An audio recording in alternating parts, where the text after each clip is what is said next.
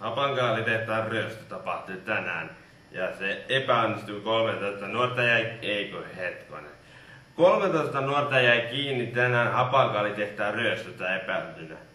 He pyrkivät nostamaan hapankaaliosakkeiden hintoja. Tämä olisi voinut johtaa hapankaalien maailmanvalloitukseen. Ja sitten toisen aiheeseen. Noin 5 miljoonaa ihmistä valmistautuu juhlimaan joulukuussa suunnilleen tämän kokoisella alueella. Kyseessä ei ole tietenkään joulupukki eikä pääsiäisjärjestys, vaan Suomi täyttää 90 vuotta. Reporterimme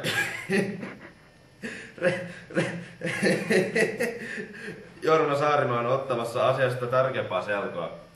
Jorma, mitä suomalaisuuteen lukeutuu?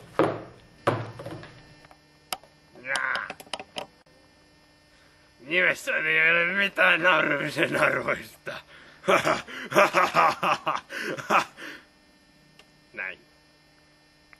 Aiheenamme tänään Suomi 90V ja suomalaisuus. Kuten Suomen suurimpiin merkkihenkilöihin kuuluvat Kekkonen, Skeletor ja Muumi-Pekko sekä monet muut, joita emme mainitse. Suomalaisuutta kuvaavat hyvin esimerkiksi taustalla kasvava koivu. Zoomaappa sinne, Petri. Tuossa.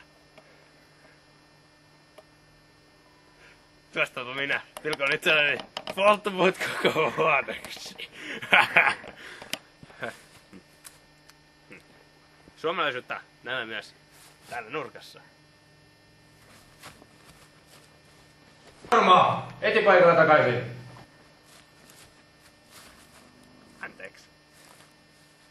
Hei, mister? Anne.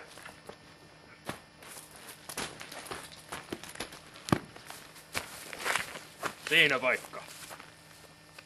Tänne päin, että Petri näkee sinut. Moi äiti. Niin.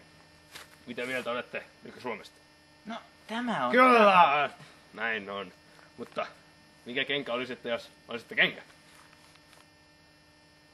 Huopa tossa minäkin. Aivan sama laji.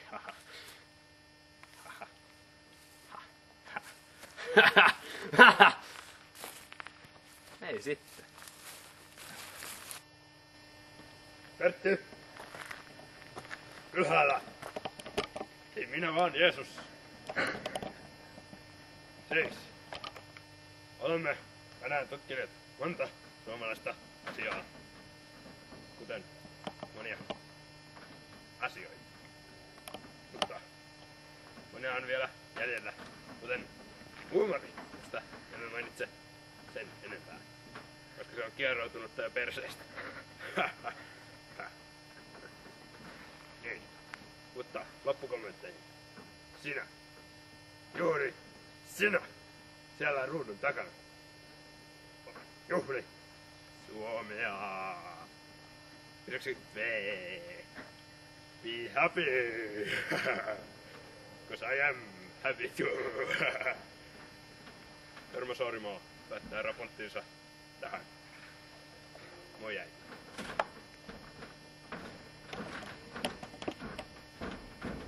Pelme poikki. Hello everybody, my name is Verka Serdyuchka. Me English Nick Versteht. Let's big dance.